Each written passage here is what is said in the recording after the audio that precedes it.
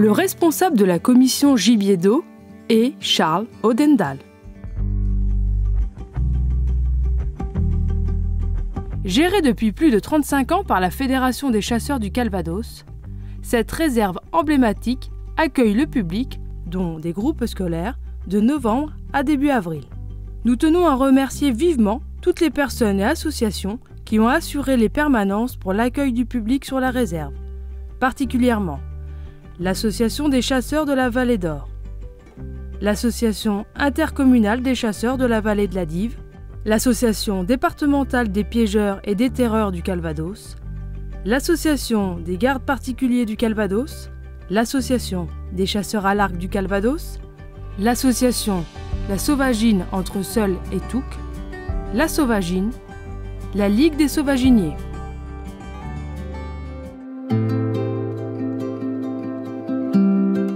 Cette saison de chasse a été particulièrement touchée par cet épisode d'influenza aviaire dès juillet sur notre littoral. Cet épisode a principalement touché la famille des laridés, goélands, mouettes et sternes.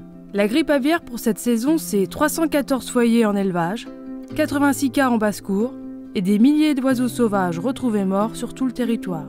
Des dispositions ont été prises avec les services de l'État en bonne intelligence pour permettre une continuité de la pratique de la chasse dans le département, avec le transport et l'utilisation d'appelants en fonction de la catégorie du détenteur. Seuls les chasseurs à la botte du DPM n'ont malheureusement pas pu transporter d'appelants, malgré les négociations de la Fédération. Espérons être épargnés par cette problématique la saison prochaine.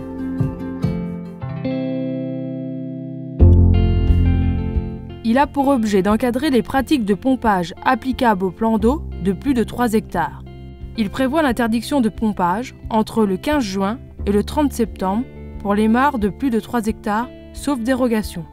Un questionnaire a été adressé par la DDTM aux propriétaires concernés dans le cadre de cette dérogation.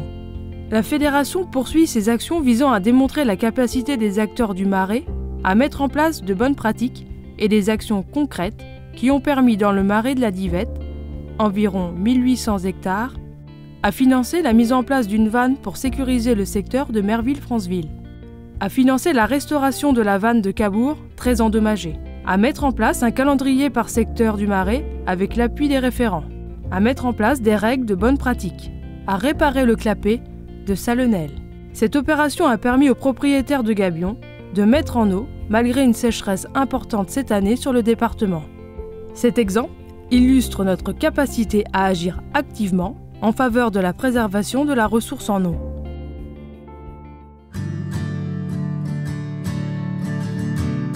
Cette année, la sécheresse particulièrement intense sur notre département a contraint les pouvoirs publics à prendre des arrêtés pour réglementer la consommation d'eau par bassin versant. Parmi les plus touchés, les bassins versants de la Vire et de la Seule, retardant le remplissage des mares de gabions. Une fois de plus, nous n'avons pas été autorisés à chasser les oies en février. Le dossier semble au point mort, malgré les nombreuses controverses sur le gazage des oies en Hollande.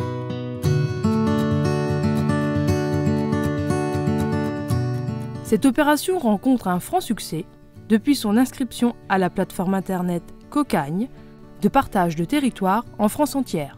80% des inscriptions se font sur Cocagne et 20% à la Fédération des chasseurs du Calvados. La grande majorité des nuits a été réservée, soit 25 personnes inscrites venant de toute la France. Calvados, Seine-et-Marne, Seine-Maritime, Loire-Atlantique, Orne, Val d'Oise, Loire-et-Cher et Eure-et-Loir. Certains participants ont décidé de s'inscrire au permis de chasser à la suite de cette belle expérience. La Fédération a mis en place cette année des nuits de gabions découvertes, offertes gracieusement aux nouveaux permis par des propriétaires privés. La Fédération souhaite poursuivre ce partenariat et invite les propriétaires qui seraient intéressés pour faire découvrir cette chasse à un jeune permis à contacter la Fédération. L'objectif, faire découvrir davantage la chasse aux gabions, qui dans certains cercles est méconnue, et fournir un accès au territoire parfois compliqué quand on est jeune permis. Sur la saison 2021-2022, il y avait 570 gabions détenteurs d'un numéro, 454 carnets de gabions ont été distribués et 440 retournés, pour 84 gabions non chassés et 356 gabions chassés. L'ISNEA, l'Institut scientifique Nord-Est Atlantique, continue son travail de suivi de la faune initié il y a maintenant 10 ans. Ses travaux stratégiques pour la pérennité de la chasse au gibier d'eau continuent avec une nouvelle convention et une nouvelle organisation. La FNC, la Fédération nationale des chasseurs, est directement impliquée. Les comptages de la réserve Jean-Claude Divert sont très régulièrement remontés à l'Institut pour alimenter leur base de données. Un comptage hebdomadaire est réalisé sur la réserve.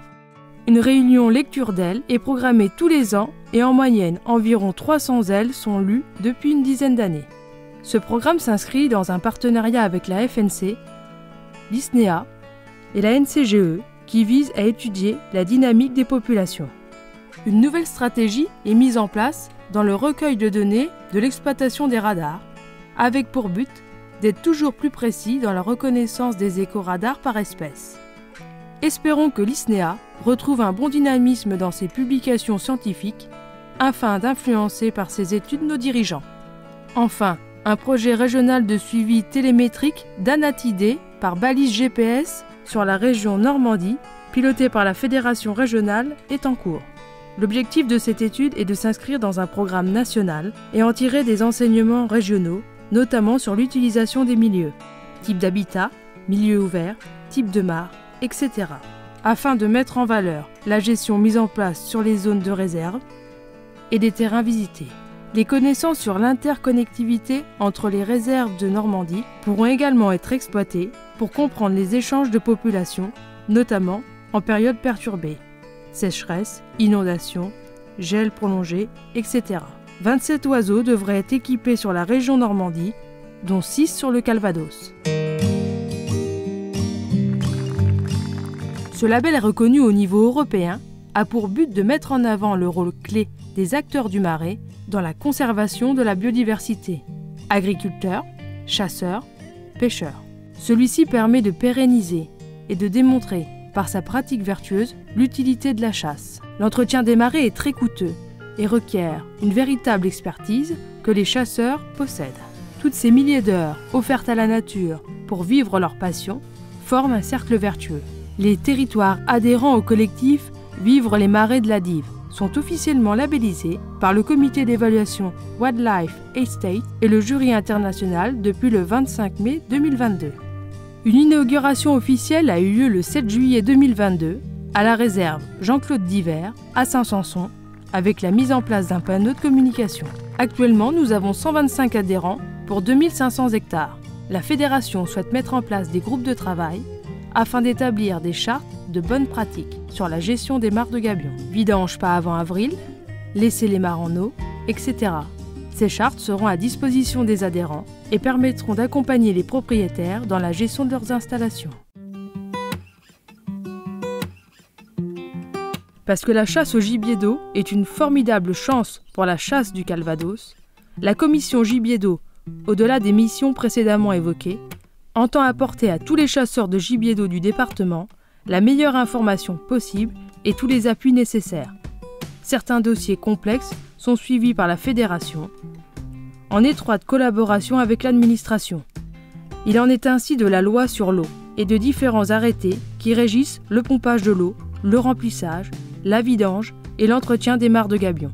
Un appui tout particulier est apporté aux propriétaires de gabions au sujet des questionnaires DDTM, permettant de sécuriser la conformité des installations par un nouvel arrêté. De nombreuses questions sont remontées. La fédération est présente pour y répondre.